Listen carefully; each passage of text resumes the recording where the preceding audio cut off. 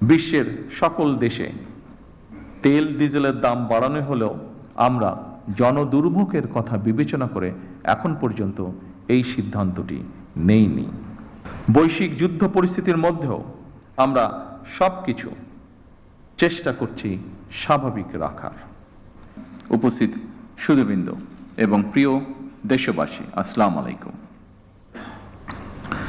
আজকের এই মহতী অনুষ্ঠানের শুরুতেই আমি বাংলাদেশের জন্মযুদ্ধে বীর শহীদদের অত্যন্ত শ্রদ্ধা ভরে স্মরণ করতে চাই, যাদের আত্মত্যাগে আমাদের স্বাধীন সার্বভৌম এই প্রিয় বাংলাদেশ, মুক্তিযুদ্ধে যারা আহত হয়েছেন, পঙ্গু হয়েছেন, সেই সকল আহত পঙ্গু মুক্তিযোদ্ধাদের প্রতি আমার গভীর শ্রদ্ধা এবং সম্মান। তাদের উদ্দেশ্যে বলতে চাই, আপনাদের এই সাহসী ভূমিকা এখনো বাংলাদেশের স্বাধীনতা প্রিয় মানুষের জন্য প্রেরণার উৎস। 1971 সালের স্বাধীনতা অর্জনের যুদ্ধ থেকে শুরু করে 2024 সালে দেশ এবং জনগণের স্বাধীনতা রক্ষার যুদ্ধ, এভাবে দেশের প্রতিটি ক্রান্তি লগ্নে যারা জীবন দিয়েছেন, আহত হয়েছেন, নির্যাতন নিপীড়নের শিকার হয়েছেন, তাদের প্রতি বিনম্র শ্রদ্ধা। বাংলাদেশের সবচেয়ে গৌরবময় পুরস্কার স্বাধীনতা পুরস্কার। এটি বাংলাদেশের সবচেয়ে গৌরবজনক রাষ্ট্রীয় সম্মান। স্বাধীন বাংলাদেশের বিভিন্ন ক্ষেত্রে যারা দেশ এবং জনগণের জন্য স্মরণীয় অবদান রেখেছেন কিংবা ইনশাআল্লাহ ভবিষ্যতে রাখবেন, তাদেরকে রাষ্ট্রীয় সম্মাননায় ভূষিত করতে বাংলাদেশের স্বাধীনতার ঘোষক শহীদ রাষ্ট্রপতি জিয়াউর রহমান 1977 সালে স্বাধীনতা পুরস্কার প্রবর্তন করেছিলেন।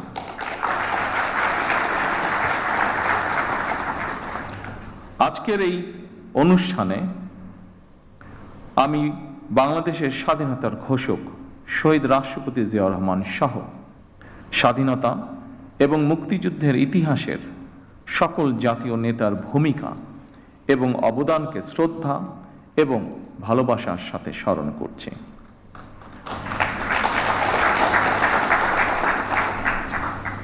আমরা যদি হীন দলীয় স্বার্থে আমাদের ইতিহাসের জাতীয় নেতাদের ভূমিকাকে শ্রদ্ধার সঙ্গে স্মরণ করতে কার্পণ্য করি, তাহলে ভবিষ্যতের ইতিহাস আমাদেরকেও ক্ষমা করবে না। আমি বিশ্বাস করি, ঐতিহাসিক সত্য মেনে নিতে দ্বিধাচিত্তে থাকা হীনমন্যতার পরিচয়।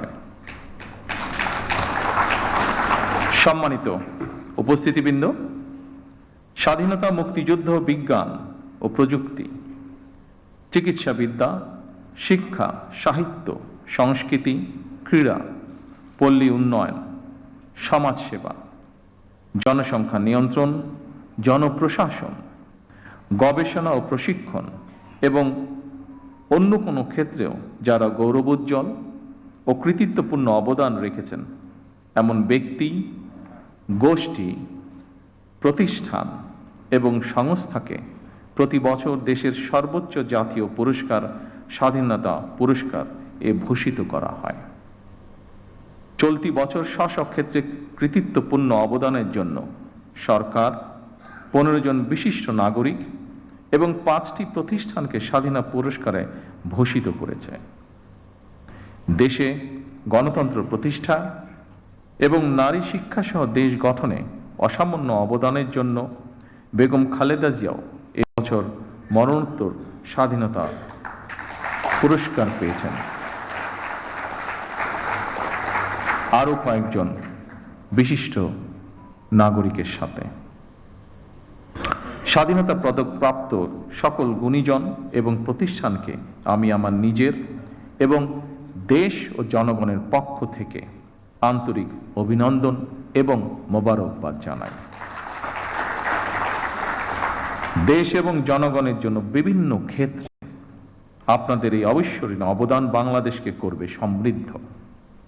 আজ এবং আগামীর বাংলাদেশে প্রজন্মের পর প্রজন্ম ধরে আপনাদের এইসব অবদান প্রেরণার উৎস হবে বলে আমি বিশ্বাস করি। বাংলাদেশের গণ্ডি পেরিয়ে স্ব ক্ষেত্রে আপনাদের অবদান এবং সফল কর্মগুলো অদূর ভবিষ্যতে বিশ্ব দরবারেও সমাদৃত হবে বলে আমরা দেশবাসী বিশ্বাস করি দৃঢ়ভাবে। সম্মানিত সুধীবৃন্দ, অসংখ্য প্রাণের বিনিময়ে আমরা একটি স্বাধীন বাংলাদেশ পেয়েছি। সেই বাংলাদেশটি এখন 55 বছর পার করে ফেলেছে। এত বছরেও আমাদের যেমন অনেক প্রাপ্তি রয়েছে, অপ্রাপ্তিও কিন্তু কম নয়। সুতরাং আমাদের প্রত্যাশিত স্বনির্ভর সমৃদ্ধ বাংলাদেশ গড়তে হলে প্রতিশোধ, প্রতিহিংসা কিংবা অযথা বিতর্ক নয়।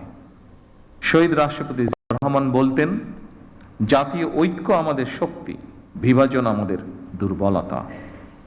সেই কথা স্মরণ করেই বলতে চাই, আমাদের পথ মত ভিন্ন হতে পারে, আমাদের মধ্যে বিভিন্ন ইস্যুতে বিতর্ক বিরোধ থাকতে পারে, তবে আমাদের মধ্যেকার বিতর্ক বিরোধ যেন শত্রুতায় না নেয়।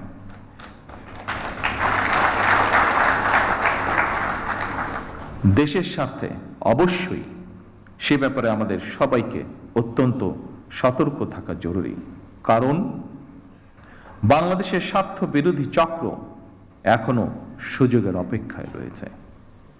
সম্মানিত সুধীবৃন্দ, সম্মানিত সভাপতি, দুর্নীতি শাসনে পর্যুদস্ত একটি ভঙ্গুর অর্থনীতি, দুর্বল শাসন কাঠামো আর অবনতিশীল আইন শৃঙ্খলা পরিস্থিতির ভেতর দিয়ে নতুন সরকার যাত্রা শুরু করেছে। আইন শৃঙ্খলা পরিস্থিতির উন্নয়ন, দুর্নীতি নিয়ন্ত্রণের মাধ্যমে জনজীবনে শান্তি, নিরাপত্তা ফিরিয়ে আনাই হচ্ছে আমাদের সরকারের অন্যতম প্রধান অগ্রাধিকার। বাংলাদেশের বর্তমানে এক বিশাল সংখ্যক কর্মক্ষম জনগোষ্ঠী রয়েছে। কর্মক্ষম এই জনগোষ্ঠীর জন্য কর্মসংস্থান তৈরির এই মুহূর্তে হচ্ছে বড় চ্যালেঞ্জ। শুধু অর্থনীতি নয়, ফ্যাসিবাদী শাসনামলে আমাদের শিক্ষা ব্যবস্থাও বিপর্যয়ে নেমে এসেছিল। এমনকি ইন্টারিম গভর্নমেন্টের সময়ও শিক্ষা ব্যবস্থায় শৃঙ্খলা ফেরেনি দুঃখজনকভাবে। বর্তমান প্রতিযোগিতামূলক বিশ্বে টিকে থাকতে হলে দেশের শিক্ষা ব্যবস্থাকে আধুনিক এবং অবশ্যই কর্মমুখী করতেই হবে। শিক্ষা ব্যবস্থাকে বাস্তবমুখী করার কাজটিও আমরা শুরু করেছি। দেশের অর্ধেকের বেশি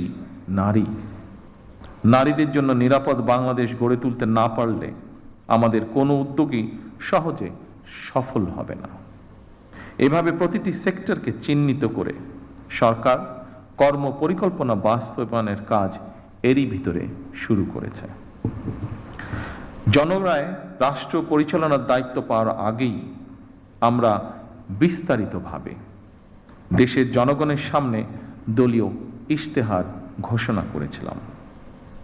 রাষ্ট্র মেরামতের অঙ্গীকার নিয়ে আমরা প্রকাশ্যে জুলাই সনদ বাস্তবায়নের জন্য স্বাক্ষর করেছিলাম।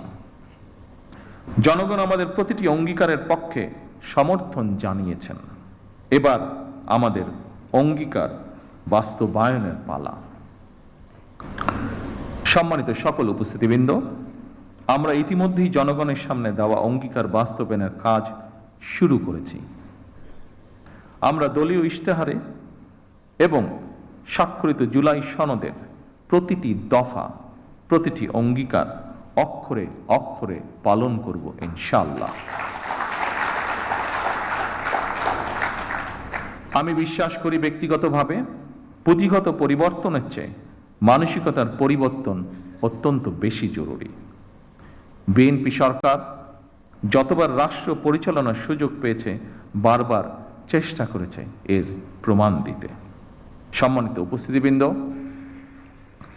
বৈশ্বিক যুদ্ধ পরিস্থিতির মধ্যেও আমরা সবকিছু চেষ্টা করছি স্বাভাবিক রাখার।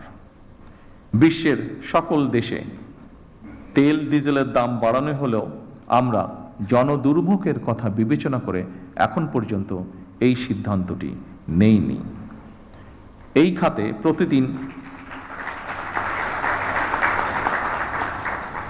খাতে প্রতিদিন শত শত কোটি টাকা ভর্তুকি দিয়ে হলেও সরকার চেষ্টা করছে আন্তরিকভাবে পরিস্থিতি স্বাভাবিক রাখার, জনগণের সুবিধা নিশ্চিত রাখতে সরকার সম্ভাব্য সকল প্রকার প্রচেষ্টা অব্যাহত রেখেছে।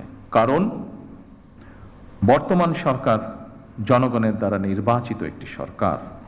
বর্তমান সরকার জনগণের কাছে দায়বদ্ধ সরকার। সম্মানিত উপস্থিতিবৃন্দ, প্রিয় সাংবাদিক ভাইরা, আমি আশ্বস্ত করতে চাই জনগণের বিচলিত হওয়ার কোনো কারণ নেই। তবে আমরা যদি সকলেই রাষ্ট্রীয় আচার অনুষ্ঠানে বাহুল্যের বর্জন, এমনকি পারিবারিক পর্যায়েও যদি অমিতব্যয়িতা পরিহার করি, তার জন্য আমি দেশের সকল মানুষকে অনুরোধ জানাচ্ছি। সম্মানিত সুধীবৃন্দ,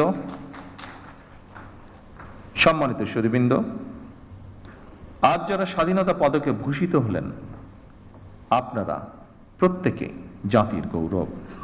আপনাদের মতন সফল মানুষরা আগামী প্রজন্মের সামনে দৃষ্টান্ত হয়ে উঠুন, এই প্রত্যাশায় আপনাদেরকে আমি আরো একবার ধন্যবাদ জানাতে চাই। যারা মরণোত্তর পুরস্কার পেয়েছেন, আল্লাহর দরবারে তাদের মাগফিরাত কামনা করছি। সম্মানিত উপস্থিতিবৃন্দ, আমি এই বলে আমার বক্তব্য শেষ করছি। আল্লাহ হাফেজ। বাংলাদেশ জিন্দাবাদ।